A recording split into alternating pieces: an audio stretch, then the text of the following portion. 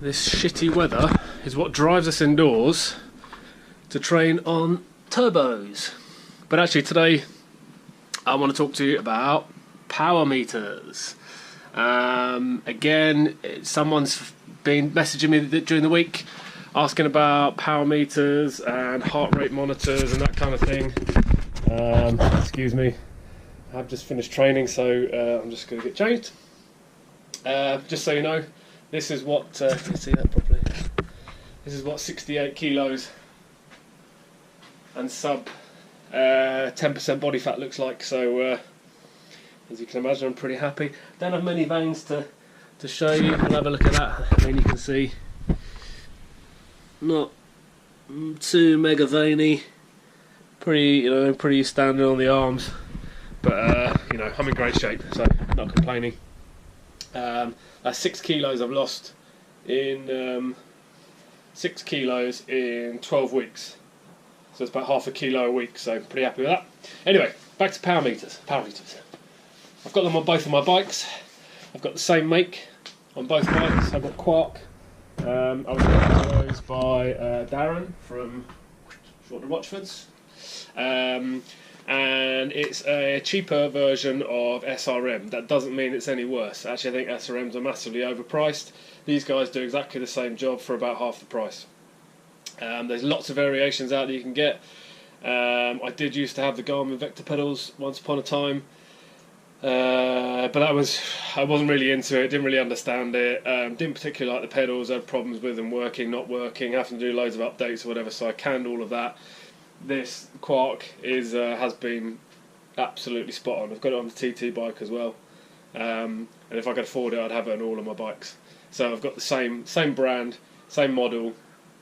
You get the same data, so it's accurate. So that's what you need to do. Whatever you've got, you've got to try and keep them the same, so you get the same data. Stages must be good. It's a slightly cheaper alternative, but Team Sky use it, so it must be all right. I went to the Rouleur show yesterday. I had a look at it. The new one they've got, and they've now got the little head unit that you can have on your bike as well, and that was pretty cool. Like I say, Team Sky have got it. They've worked really closely with those guys, and those guys are number driven, so it's a pretty good alternative. Although at the moment I think it's only a single-sided crank arm, so in theory you only get half the data, whereas this is like an SRM. You've got both legs, but like I say, if it's good enough for Team Sky, I'm pretty sure it's good enough for all of us.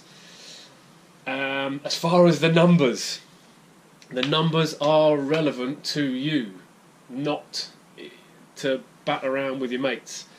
Someone that weighs 60 kilos is just going to struggle to get the same figure as someone who weighs 100 kilos. Weight, age, performance does make the numbers vary dramatically. So the figures are to you, they're relevant to you, you stick with the same numbers, and you train to those numbers, and you know whether you're getting better or worse, and you can structure training around it. And the first thing you need to do is pair it up with your Garmin or whatever computer you're using so you can read it. And then the next thing you need to do is you need to do what's called an FTP, a functional threshold test. So that is, the best way of doing it is 20 minutes, and it's just flat out. Just go like you're riding a time trial or up a big climb, or in a solo breakaway in a race, whatever. You've got to go 20 minutes as hard as you possibly can. You take the average power from that 20 minutes and then take 10% off, and that gives you your functional threshold power, FTP. So if anyone asks you want your FTP, that's how you do it. You can do the same with your heart rate as well. Get on your bike, you thrash it for 20 minutes, get your average, take your 10% off, and that's your functional threshold power. All of your levels, level 1, 2, 3, 4, 5, that you calculate are off of that FTP number. Without that number, you're just guessing in the wind. You've got no idea. So you need that number. Once you've got it, you can train to that, and then you can adjust it. Your weight drops or goes up, etc. Your age, height. You put it all in, and you get an accurate reading off of your power meter. So, for instance, my ride that I've just done today. Hopefully, you can see this on the screen. Let me get a little pointer on here somewhere. So what we've done here is obviously done a bit of a warm-up, and then I've done two stints. So I've done one stint at level 2 and then about a 5-minute rest, and I've done a second stint at level 3. Now, just so you know, these numbers are. I was actually running it on the Garmin to the Quark PowerMeter because it's more accurate. These numbers are a little bit high. Excuse the little blips. There was a shoe adjustment, and then a shoe and saddle adjustment there. So as you can see, it's just a nice, solid, constant 20 minutes in one zone. So I was going for like endurance training today, and then short rest, and then I've gone up a level. I've done another 20-minute stint in there to at a slightly higher level at your level 3. So level 2, level 3, going for endurance training. So I know what my zones are. I can sit in them, and the idea is don't go below it, don't go above it. You just sit in that zone, and you're just getting maximum benefit. Including warm up and cool down, I did 60 minutes, and I've burnt nearly 700 calories. So, you know, in zone 2, as far as I know, you burn more calories. If I'm out on the road doing it, I can burn up to 750 calories an hour. So it is fantastic for weight loss, fat burning, that kind of thing. The geeky part, the diet part of doing level 2 and level 3. Level 2, from your diet point of view and your ATP energy levels, what you're burning in your body, you'll actually burn a little bit of creatine to start with for a couple of seconds. You'll start burning a lot of glycogen, carbohydrates, to start with, and then as your body settles into that rhythm, you'll then just start burning fats through that duration like that. And the reason I take a little break in the middle is I want to do it as effectively intervals. So let my heart rate drop, let my digestive system, everything calm down, and then you go again. So you go back through that cycle again. So you'll burn a little bit of creatine, and then you'll burn a decent amount of glycogen. But then the clever thing, because you're in level 3, you don't just go into fat burning. You're just on the cusp of burning fats and carbs at the same time. You're running 2 different energy sources in your body at the same time. So you start burning and using really, really good stored calories, etc., etc., but also promoting muscle and endurance. So you get a really nice lean look. So that's the geeky part to it. The different levels. I've seen on lots of them you can split your power meter levels between. Some people do it like 7 or 8 levels. I probably stick to 4 main ones. First one, level 1, it's going to be very low numbers, and it's what you would call your recovery zone. So let's roughly bout out some figures. Anything up to sort of 120, 130 watts ish. I'm just guessing here. So it's pretty low. Pooling around in small gears, heart rate's pretty low. You still chit chat to your mates. It's a very nice, easy pace. Level 2, a lot of people, and I call it your endurance zone. So that's what I've just done there. Power figures will probably go between the sort of 40 and 50 watt bracket. So you might be something that's sort of about 170 to 220, something like that, or 190, 240, whatever, depending on how strong you are. And that is the level that you're going to do most of your riding at. That's probably the level you do most of your club rides at, most of your leisure rides, a lot of the training you do on the turbo, a lot of your warm-up stuff will be level 2. And that is a level that your body can operate at for hours and hours and hours and hours. As long as you keep feeding and drinking, that is the zone that you can sit at for 3, 4, 5, 6, 7, 8 hours if you want to.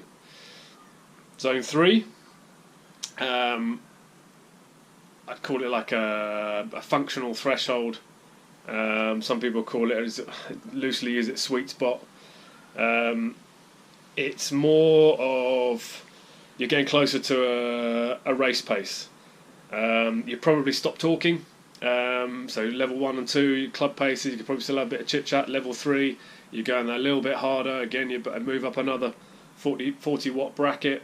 You're certainly sweating a lot more. Like I say, probably not talking too much. You can hold this for periods, you know, 40, 50, 60 minutes, you should be able to do it. Anything over the hour mark, yes, if you're well trained. It's on the cusp of getting into like time trial sort of pressure. So like I say, you can do it for about an hour. Fairly comfortable. You're just on the cusp of you're starting to feel the lactic acid come into your legs and into your body, but it never really takes over for you to stop. So that's why you can do it for sort of 40, 50, 60 minutes.